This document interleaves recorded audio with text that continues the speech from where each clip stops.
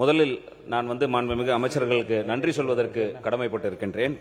ஏனென்றால் இந்த கேள்வி நான் சட்டமன்ற உறுப்பினரான முதல் கூட்டத்தொடரிலே எழுப்பினேன். அப்பொழுது என் மனதில் இருந்தது என்னவென்று சொன்னால், கடந்த ஆட்சி காலத்தில் ஒரு நல்ல மகப்பேறுக்கென்று ஒரு தனி கட்டிடம் கட்டப்பட்டு அந்த ஆபரேஷன் தியேட்டர் நடைமுறைக்கு வராமல் இருந்தது. அதற்கு பிறகு நம்முடைய நீர்வளத்துறை அமைச்சர் மதிப்புக்கும் மரியாதைக்குரிய அண்ணன் ஆனந்தன் அவர்கள் ரிவ்யூ மீட்டிங் வந்தபொழுது அவரிடம் ஒரே ஒரு கோரிக்கை தான் வைத்தேன்.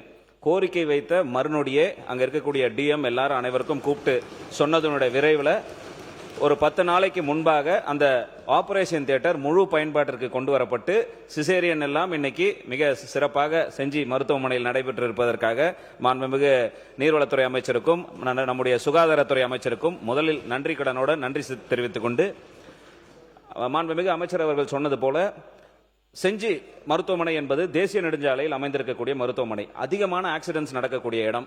ஆர்த்தோ ஆபரேஷன்ஸ் என்பது நிறைய, அதனால 2 ஆர்த்தோ பொசிஷன்ஸ் போடப்பட்டு நிறைய அறுவை சிகிச்சைகள் நடைபெற்று வருகிறது. அந்த ஆர்த்தோ ஆபரேஷன்ஸுக்கு தேவையான அந்த சியாம் கருவி என்பது மிக விரைவில் வழங்குவதற்கு மாண்புமிகு அமைச்சர் அவர்கள் முன்வர வேண்டும். அதே போல் அனஸ்தீசியா ஒர்க் ஸ்டேஷன் அது மட்டும் ஏதோ இன்னும் கொள்முதல் லிஸ்ட்ல இல்லைன்னு சொல்லிட்டு எனக்கு மெடிக்கல் ஆஃபீஸர் மூலமாக தெரிய வந்தது. ஏன்னா அந்த அனஸ்தீசியா ஒர்க் ஸ்டேஷன் நம்ம சிசேரியன் ஆபரேஷன் போன்ற விஷயங்களுக்கு எல்லாம் ரொம்ப மிக அவசியமாக இருக்கிறது. அதையும் வழங்க வேண்டும் என்று கேட்டு, கூடுதலாக ஒரு கட்டிடம் 100 படுக்கைகள் கொண்ட கட்டிடம் அங்க வேணும். ஏன்னா இருக்கிறதுனால ஆல்ரெடி இருக்கிற ஒரு பழைய கட்டிடம் மாண்புமிகு பொதுப்பணித்துறை அமைச்சர் சொன்ன மாதிரி பொதுப்பணித்துறை அதிகாரிகள் ஆய்வு செய்து சீல் வச்சுட்டாங்க. அது இதுக்கப்புறம் பயன்படுத்தக்கூடாது, யாரும் உள்ள நுழையக்கூடாது, இடிந்து விழக்கூடிய சூழ்நிலையில் இருக்குன்னு சீல் வச்சுட்டாங்க. அதற்கு பக்கத்திலேயே இடம் இருக்கிறது. அடுக்குமாடி ஒரு 100 படுக்கைகள் கொண்ட 2 அடுக்கு கொண்ட ஒரு கட்டிடத்தை வழங்கி அதில் சிடி ஸ்கேன் வசதியை ஏற்படுத்தி தருவதற்கு மாண்புமிகு அமைச்சர் அவர்கள் முன்வர வேண்டும் என்று வருவாரா என்பதை அறிய விரும்புகிறேன். மாண்புமிகு மக்கள் நல்வாழ்வுத்துறை அமைச்சர் அவர்கள். மாண்புமிகு பேரவைத் தலைவர் அவர்களே, மாண்புமிகு உறுப்பினர் கேட்பதற்கு முன்னாலேயே நம்ம சொன்னோம், சியாம் அந்த கருவியும் அனஸ்தீசியா ஒர்க் ஸ்டேஷனும் வழங்குவதற்கான முயற்சிகள் ஏற்கனவே எடுத்துட்டு இருந்துட்டு இருக்கோம். கூடிய விரைவில் அது அதற்கு கிடைக்கும் என்பதை நான் சொல்லிக்கொள்ள விரும்புகிறேன். அப்புறம் கூடுதல் கட்டடம் கேட்டாங்க. ஏற்கனவே செஞ்சு அந்த வட்ட மருத்துவமனையில் 106 படுக்கை வசதி இருக்கு. அதோடைய பெட் ஆக்குபன்சி ரேஷியோ பார்த்தீங்கன்னா 82 விழுக்காடு தான் இருக்கு. கண்டிப்பா தேவையை நம்ம ஆய்வு செஞ்சு படிப்படியாக நம்ம அந்த மருத்துவமனை உட்கட்டமைப்பை மேம்படுத்தக்கூடிய வசதி ஏற்பாடுகள் நம்ம செய்வோம் என்பதை தெரிவித்துக் கொள்கிறேன்.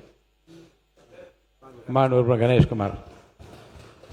மாண்புமிகு பேரவைத் தலைவர்களே, ஆக்குபன்சி ரேட்ன்றதை பொறுத்த வரைக்கும் நமக்கு இங்கே போதுமான இல்லாதனால முண்டியம்பாக்கம் ஹாஸ்பிட்டலுக்கு ரெஃபரல் ரேட் கொஞ்சம் நிறைய இருக்கு. நம்ம கிட்ட இங்கே பொசிஷன்ஸ் இருக்கு. எனவே கூடுதல் கட்டிடம் என்பது ரொம்ப அவசியம். ஏன்னா 2011 நான் சட்டமன்ற உறுப்பினராக இருக்கும்போது கட்டப்பட்டது தான் கடைசி பில்டிங். அதுக்கப்புறம் மகப்பேருக்கு என்று கட்டினாங்களே தவிர ஜெனரல் ஹாஸ்பிட்டலுக்கு கூடுதல் கட்டிடம் நம்ம கட்டலை. நான் என் சட்டமன்ற உறுப்பினர் மேம்பாட்டு நிதியில் கட்டப்பட்ட நிதி தான் ஜெனரல் ஹாஸ்பிட்டலுக்கு இருக்கக்கூடிய கடைசி இது. மேலும் கூடுதலாக அந்த மருந்தாளுநர்கள் போஸ்டிங் என்பது 2 போஸ்டிங்ல ஒன்று டெபுடேஷன்லேயே இருக்கிறதுனால அங்கே வரமாட்டாங்க. அதில் ஒரு போஸ்டிங் இருக்கிறது உண்மையிலேயே அவரால் பணி செய்ய முடியவில்லை. அதை நிரந்தர பணியாக 2 போஸ்டிங்கும் செய்து தர வேண்டும் என்பதை கேட்டுக்கொண்டு 100 சப்சென்டர்ஸ் இந்த ஆண்டில் வழங்கப்படும் என்று அறிவிப்பில் கொடுத்தீங்க. என் தொகுதியில் கிட்டத்தட்ட எந்த இடத்துலையுமே சப்சென்டர்ஸ்க்கு பில்டிங் இல்லை. ஏன்னா கடந்த ஆட்சி காலத்தில் இடிச்சிட்டாங்க. எல்லாம் அங்கங்கே வாடகை இடத்துலையும் பஞ்சாயத்து இடத்துலையும் வச்சு பார்த்துக்கிட்டு இருக்கிறாங்க. அந்த சப்சென்டர்ஸுக்கு கூடுதலாக பில்டிங் கட்டி தருவதற்கு அமைச்சர் அவர்கள் முன்வர வேண்டும் என்று கேட்டமர்கிறேன். மக்கள் நல்வாழ்வுத்துறை அமைச்சர் அவர்கள். மாண்புமிகு பேரவைத் தலைவர் அவர்களே, மாண்புமிகு உறுப்பினர் குறிப்பிட்டதை அங்கே ஏற்கனவே 106 படுக்கை வசதிகள் கொண்ட மருத்துவமனை இருக்கு. பெட் ஆக்குபன்சி பார்த்தீங்கன்னா 82, நான் ஏற்கனவே சொன்ன மாதிரி இல்ல அதான் 82 விழுக்காடு தான் இப்போடைய பயன்பாட்டில் இருக்கு. நம்ம தேவையை கண்டிப்பாக கருத்தில் கொண்டு அது ஆய்வு மேற்கொள்ளப்பட்டு தேவை ஏற்பட்டால் கண்டிப்பாக படிப்படியாக உயர்த்தப்படும் என்பதை நான் சொல்லிக்கொள்ள விரும்புகிறேன். மருந்தாளர்கள் பற்றி கேட்டீங்க. இப்போ இந்த நம்ம பட்ஜெட் அறிவிப்பிலே நம்ம சொல்லியிருக்கோம், கூடுதல் மருந்தாளர்கள் பணி ஆணையை நம்ம கொடுக்க போறோம். கண்டிப்பாக அதை பூர்த்தியும் செய்ய போறோம். சப்சென்டர் சொல்லியிருக்கீங்க, நம்ம 100 சப்சென்டர் நம்ம கட்ட போறோம். அது கண்டிப்பாக செஞ்சி தொகுதியிலும் நம்ம ஏற்படுத்தி தர நம்ம முயற்சி எடுப்போம். நன்றி.